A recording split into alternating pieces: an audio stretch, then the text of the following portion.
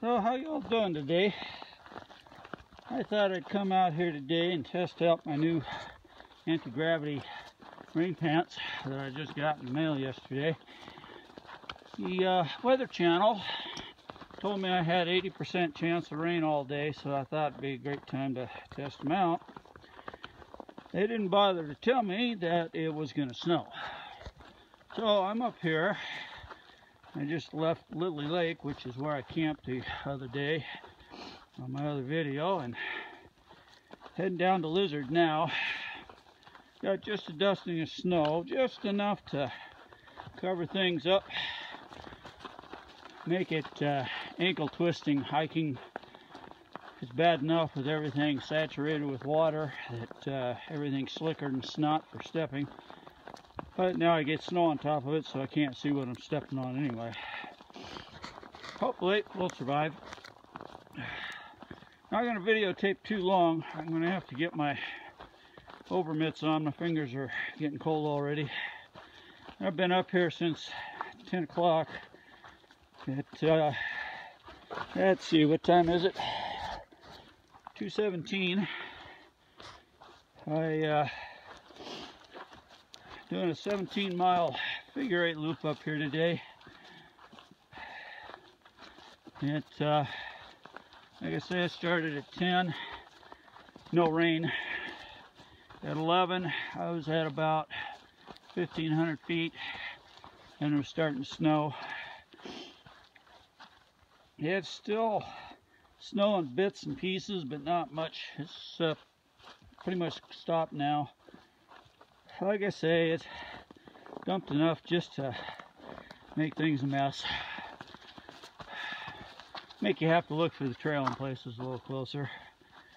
More downfall. Can't believe the number of trees that keep coming down. You got a huge one back on the main trail now. Thing's about 3 feet in diameter, and it's at a nice angle, so it is very difficult to get over. And of course it's nice and slick, and you get to try and slide downhill while you're trying to straddle it. Yeah, adds to the fun. My AT gear that I'm hiking in is holding up pretty good temperature wise. I got my ultralight white cycling sun protector legs on with my convertibles, and then I put rain pants over that, and I'm staying nice and comfortable. The upper half is just two light weight base layers. I did put my heavier black cycling arms on today because it was supposed to be colder today, and it is, by the way. It's about 33 degrees, so it's definitely got a good nip in the air.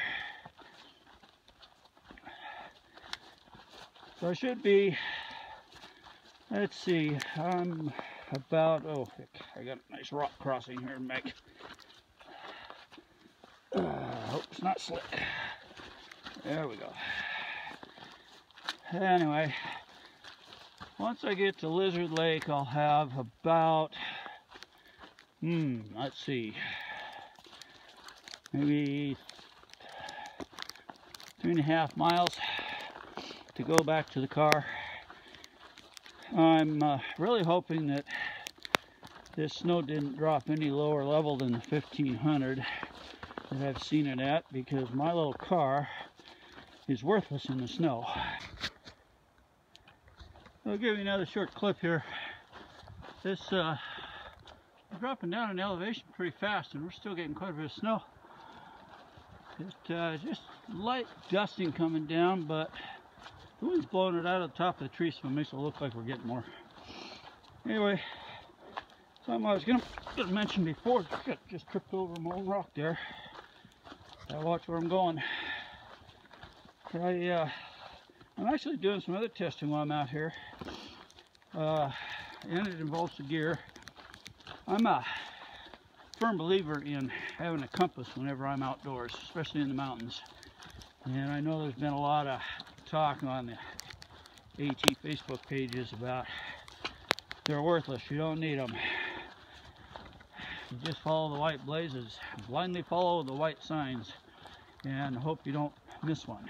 Well, I'm sorry, but I just don't believe that. And that's fine if that's the way people want to be. That's their choice.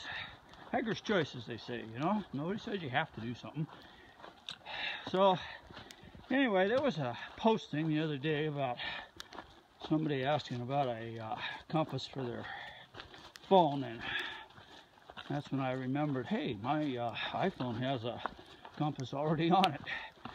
Never used it much. So I pulled it out and started messing with it. Realized that not only is the compass there, but it's also got GPS coordinates, and it's got altitude, and it's even got a inclinometer or inclinometer or whatever however you pronounce that word that gives you the angle of something. But anyway, I thought that was rather interesting, and it had the altimeter on there too, because that's something, one of the reasons why I always wear my watch is because it's got an altimeter in it. And it's useful not only to tell you approximately your altitude, but since it works off barometric pressure, it can tell you if the weather's changing and you got bad weather coming around the corner, or good weather, depending on whether or not you're going up or down when you're not really going up or down. But I noticed that on the phone, the altimeter stays constant. It doesn't use barometric pressure. It's apparently using the GPS coordinates. So it's actually more accurate in that respect.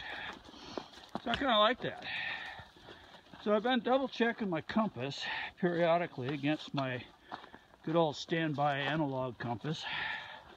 And other than the fact that it's off a few degrees, and I believe that is because of the declination. I've got my compass set on a declination to adjust for magnetic north, true north, to work with the maps in my area. And I don't think I can do that with the phone that I've been able to discover. But who knows? I'm technology challenged big time when it comes to this new stuff. So anyway,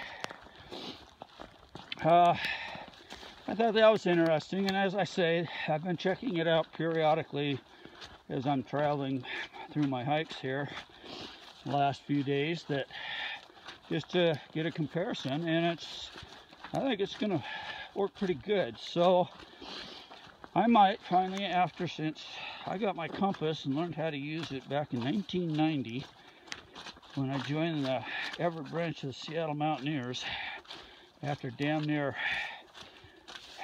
freezing with hypothermia on a winter hike one day, and decided it was time to start learning the right way of doing things. So anyway, ever since then I've always traveled with it, and it has benefited me and paid off immensely numerous times, even though a lot of people I keep hearing tell me that they're worthless unless you have a map, unless you can do this, unless you can do that. And it's like, well, no, not really. They can come in real handy to tell you lots of things. So anyway, I think what I'm going to end up doing is pitching my map, or my old compass in favor of the one for the phone. And that'll make things, maybe all of a couple ounces lighter. Things not very heavy. The drawback of that, though, will be that I'll lose my mirror that's in it. It has the flip lid on it, so it has a mirror so you can get better readings when you're zeroing in on a distant mountain. And you want to get the most accurate you can. So I won't have the mirror to work with that I was going to use to make sure that I look nice and pretty for all the young does that are out there. So they'll just have to put up with me looking scruffy and what have you. Of course, I'm going to smell bad anyway, so nobody's going to get near me. So I'm not really out anything there. The other gear that I'm testing out is are some waterproof socks. This has been on a couple Facebook pages too on the AT stuff, and I have made mention that I did have some and I've used them, but I only used them for cycling basically, and that's why I even originally bought them, was for when I was commuting by bicycle when I was working. If I remember correctly though, during Early Riser 71, when he was hiking, he made a video that made mention that he had a pair and he was trying them out. I don't recall anymore what he said about them, how long he used them or anything, and I would never be able to find the video again if I wanted to. I did mention a comment to him on that video though about the biggest problem I had, and that was the drying of them once the inside did get wet. Now, I'm going to make a gear video just on these socks because I've been wearing them since the first of the year, and they've been going through all sorts of adverse weather, and today they even got a chance to hike in the snow. So, I won't go along into it now, but anyway, watch for that video when it comes out. It'll be a day or two after I get this current one I'm playing with now on. So I gotta get around to editing and getting it up and running. So anyway, that's pretty much it. Man, look at that. I don't know if you can see all that snow coming down or not.